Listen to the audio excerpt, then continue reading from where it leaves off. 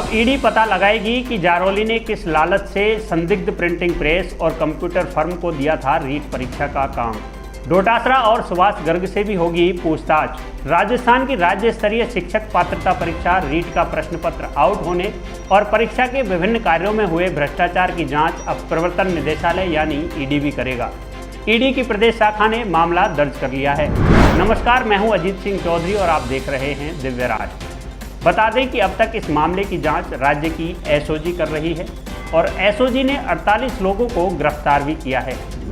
लेकिन राज्यसभा सांसद डॉक्टर क्रोड़ीलाल मीणा का कहना है कि 1000 करोड़ रुपए के इस घोटाले में पूर्व शिक्षा मंत्री गोविंद सिंह डोटासरा, मौजूदा तकनीकी शिक्षा मंत्री सुभाष गर्ग और राजस्थान शिक्षा बोर्ड के अध्यक्ष रहे डीपी जारौली जैसे प्रभावशाली व्यक्तियों की भी भूमिका रही है। डॉक्टर मीणा ने जो सबूत दिए उसी आधार पर ईडी ने मुकदमा दर्ज किया है। एसओजी ने भले ही डोटासरा और सुभाष गर्ग जैसे प्रभावशाली व्यक्तियों से रीट घोटाले में पूछताछ नहीं की हो, लेकिन केंद्र सरकार के अधीन आने वाली ईडी अब समन जारी कर डोटासरा, सुभाष गर्ग और डीपी जारौली को कभी भी तलब कर सकती है। सूत्रों के अनुसार गर्ग के दखल की वजह से ही कोलकाता की सरस्वती प्रिंटिंग प्रेस को रीट के प्रश्न पत्र छापने और अजमेर की कंप्यूटर फर्म माइक्रोनिक को अभ्यर्थियों से आवेदन मांगने से लेकर ओएमआर शीट को जांचने तक का काम दिया गया। यानी इन दोनों फर्मों ने ही रीट परीक्षा का काम किया। बता दें कि काम में लापरवाही बरतने के आरोप में गत भाजपा शासन में इन फर्मों से शिक्षा बोर्ड ने काम करवाना बंद कर दिया था। कहा जा सकता है कि इन दोनों को शिक्षा बोर्ड प्रशासन ने ब्लैक लिस्टेड मान लिया था। यहाँ यह खास तौर से उल्लेखनीय है कि सुभाष गर्ग जब पूर्व में 3 वर्ष तक माध्यमिक शिक्षा बोर्ड के अध्यक्ष रहे, तब इन्हीं दोनों फर्मों से शिक्षा बोर्ड की परीक्षाओं के काम करवाते रहे।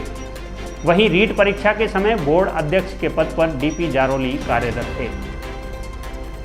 अब ऐसे में ईडी की पूछताछ में जारौली को बताना होगा कि किस लालच और दबाव में रीट परीक्षा का कार्य कोलकाता की सरस्वती प्रिंटिंग प्रेस और अजमेर की कंप्यूटर फर्म माइक्रोनिक को दिया गया।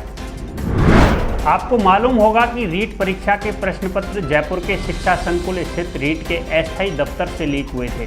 बोर्ड ने यहीं पर प्रश्न पत्रों के लिए स्ट्रांग रूम बनाया था। एक प्रश्न पत्र परीक्षा से पहले 10-10 लाख रुपए में बिका। घोटाले में हवाला से भी पैसों का लेन देन हुआ। इसीलिए यह मामला ईडी की जांच के दायरे में आया है। ईडी ने जिस तरह से मामला दर्ज किया है, उससे प्रदेश के मुख्यमंत्री अशोक गहलोत की केंद्रीय जांच एजेंसियों के प्रति नाराजगी और बढ़ेगी। गहलोत पहले ही जांच एजेंसियों के दुरुपयोग का आरोप केंद्र सरकार पर लगाते रहे हैं। स्वाभाविक है कि जब मंत्रियों को समन देकर बुलाया जाएगा, तब राज्य सरकार की बदनामी होगी।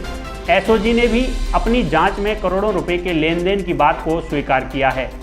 एसओजी ने जहां अपनी जांच समाप्त की है, वहीं से ईडी अपनी जांच शुरू करेगी।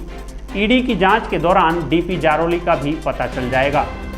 बोर्ड अध्यक्ष पद से बर्खास्त किए जाने के बाद जारौली का कहना था कि जयपुर में गैर सरकारी व्यक्ति प्रदीप पारासर, रामकृपाल मीणा को रीट का समन्वयक बनाने में राजनीतिक दखल था। इस बयान के बाद से ही जारौली लापता हैं, लेकिन अब ईडी की जांच में तो सामने आना ही पड़ेगा। ब्यूरो रिपोर्ट, दिव्य राष्ट्र।